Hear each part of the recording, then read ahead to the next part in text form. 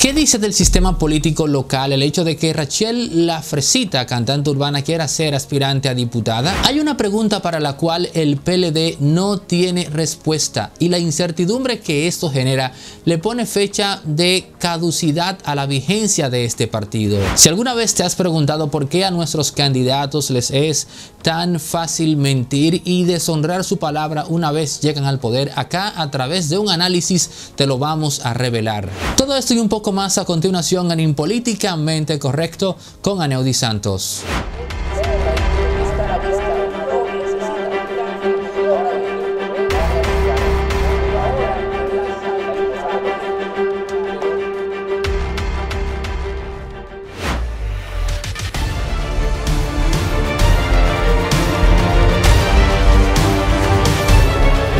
Sin dudas, el Partido de la Liberación Dominicana es el organismo político que más vigencia y presencia ha tenido en la vida nacional en los últimos 20, 25 años, ¿no? Ponga usted desde 1994 hasta la fecha.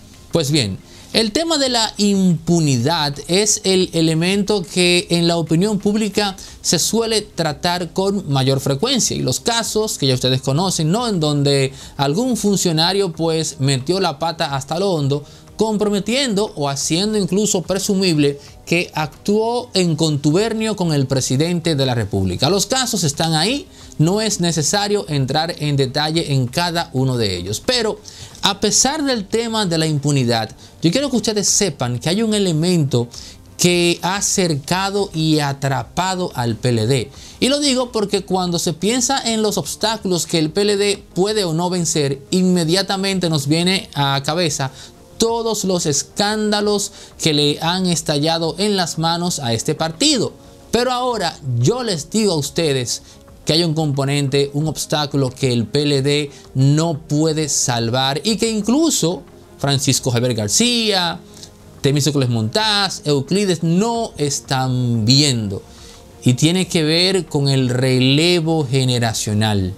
El PLD no se ocupó, por así decir, de tener un relevo necesario a este momento en la historia dominicana. Porque no me diga usted a mí que esos elementos que están en el comité político, esos dinosaurios e incluso la gente que rodea al presidente, por ejemplo, Roberto Rodríguez Marchena, un José Ramón Peralta, un Gustavo Montalvo, etcétera. Usted no me va a decir a mí que esos individuos manejan el espíritu de los tiempos, que esos individuos manejan el espíritu de la comunicación contemporánea, que no se corresponde en lo absoluto con los códigos que se manejaban en los tiempos que el PLD llegó al poder.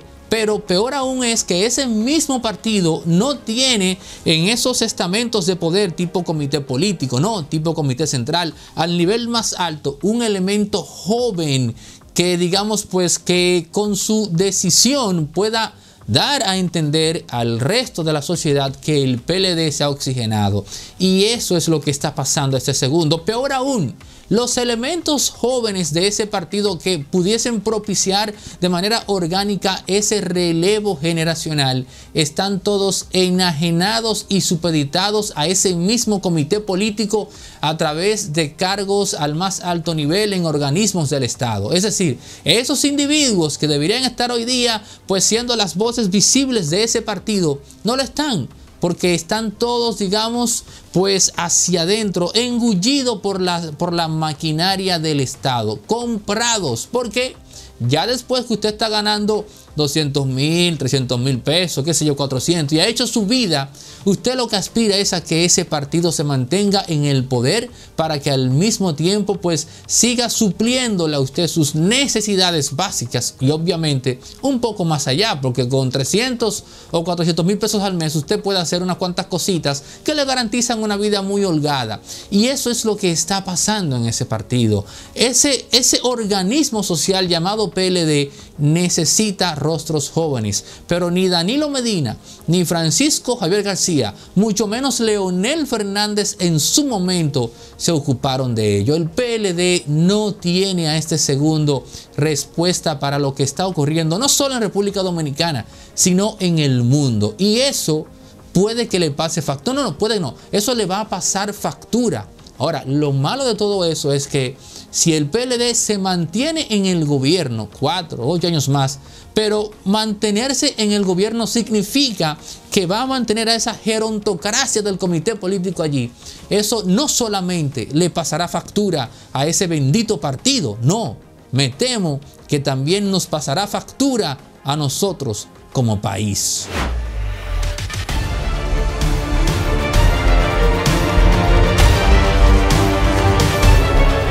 El arma principal de un candidato en una contienda electoral es su palabra, y esta se la suministra un equipo de marketing o de comunicación política que está compuesto por un mercadólogo, un sociólogo y un publicista. El mercadólogo siempre sale a buscar a través de estudios de mercado o encuestas esos elementos, ¿no?, que la gente necesita escuchar en el candidato para generar empatía y credibilidad hacia lo que él dice.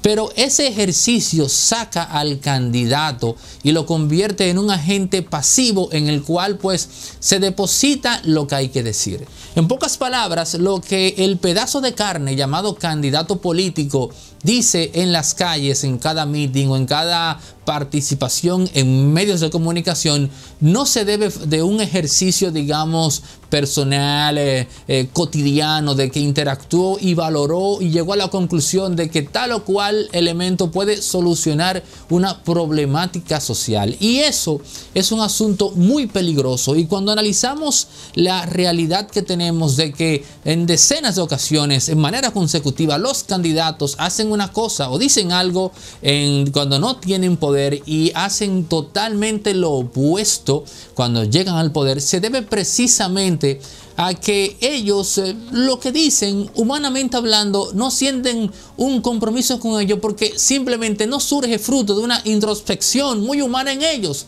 sino que es básicamente lo que el mercadólogo les dijo que tenía que decir. En pocas palabras, el ejercicio o la interacción digamos, del mercadeo en la política, tratando al candidato como si fuese una caja de conflé o un carro que se va a comprar, obviando el hecho de que no se trata de satisfacer a un individuo, sino trabajar para satisfacer las demandas de un colectivo, es lo que hace precisamente que se dé esa desvinculación del candidato con sus palabras y sus promesas, y peor aún, hace que cuando llegue al poder no sienta cargo de conciencia al no honrar esas promesas, porque simplemente él dijo algo que no sentía, él dijo algo que le dijeron que tenía que decir para llegar a ser presidente, senador o diputado. Y caramba, usted tiene que ver cómo se manejan estos candidatos delante de estos guruses del mercadeo, marketing político. Habría que ver, óigame bien, había que ver la supeditación, la enajenación de Danilo Medina ante la presencia de Joao Santana. Pero ese mismo Joao fue el que trabajó con Lula da Silva y trabajó con, digamos, con Hugo Chávez. Y no me va a decir usted a mí que ese mismo proceso de, digamos, de enajenación de cara a la figura de ese mentor político, que es el mercadólogo experto en el tema, no se dio también con estos individuos, porque lo cierto es que los más importantes, digamos, expertos de marketing político son individuos también que son expertos en sugestionar al candidato a un punto tal que lo someten psicológicamente. Señores, en pocas palabras, la razón por la cual a un candidato político le es tan fácil mentir y de no cumplir con sus promesas es básicamente porque lo que él dice en campaña es el fruto de un estudio de mercadeo y punto. No es un ejercicio humano de que él interactuó con una comunidad y de que él determinó que tal comunidad necesitaba eso y que cuando él llega al poder él va a tratar de solucionar eso. No es por ahí que va la cosa. Un Luis Abinader, un Leonel Fernández, un Danilo Medina, todos en su momento no hicieron más que repetir mantras de un estudio de mercado, no palabras vinculantes emocionalmente con su electorado a través de que ese señor fue a tal barrio, qué sé yo, interactuó con la gente de verdad, permaneció allí mucho tiempo y salió de ahí diciendo caramba, hay que solucionar esto. Nada de eso. Por eso es que usted ve que al político miente. Porque eso no es él que está hablando. Ese es el mercadólogo que le dice que eso es lo que él tiene que decir. Esa es la respuesta a ese enigma tan fatídico en nuestra historia republicana de por qué nuestros políticos mienten tanto y cuando llegan al poder hacen totalmente lo opuesto de lo que dijeron que iban a hacer.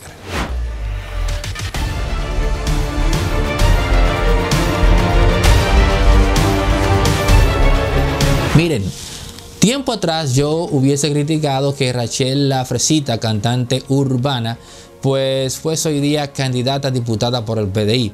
Como en su momento critiqué quizás lo de Roberto Ángel Salcedo, lo de Aquiles Correa, lo del boli y hasta lo de los foques, etcétera, etcétera, etcétera. Pero hoy día, analizándolo en retrospectiva y tomando en cuenta que a nuestros pedazos de carne políticos les es tan fácil tomarnos de preservativos, me dije, caramba, pero si nuestros políticos han sido maquiavélicos, ¿por qué no al menos la población como tal jugarles una broma, por así decir? Hoy día me parece a mí que el hecho de que muchas figuras que a simple vista no deberían estar aspirando a cargos electivos lo hagan, es una forma de propiciar o que se acelere ese proceso de, digamos, de sublación que traerá al cabo del tiempo a una clase política un poco más depurada. Yo saludo que haya empresarios que se estén metiendo a la política, no necesariamente el caso de Luis Abinader, sino otros,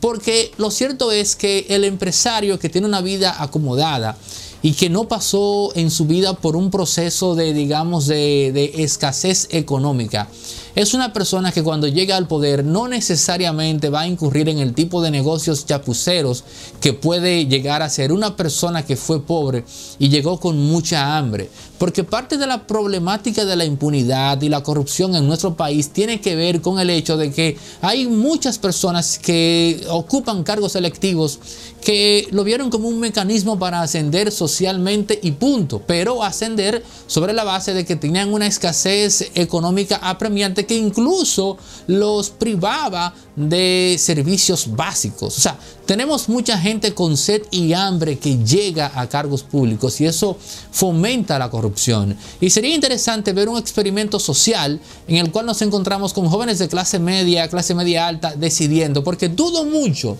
que esos muchachos se metan en negocios tan groseros, tan dantescos, tan chapuceros como lo hacen muchos de nuestros políticos. Una vez son directores de aquí, un diputado por allí o un gobernador por allá. Es decir, esto sería como chancleta partía, como decían hace un tiempecito atrás, ¿no? O el asunto aquel de que llegaste en chancleta y te fuiste en jipeta, etc.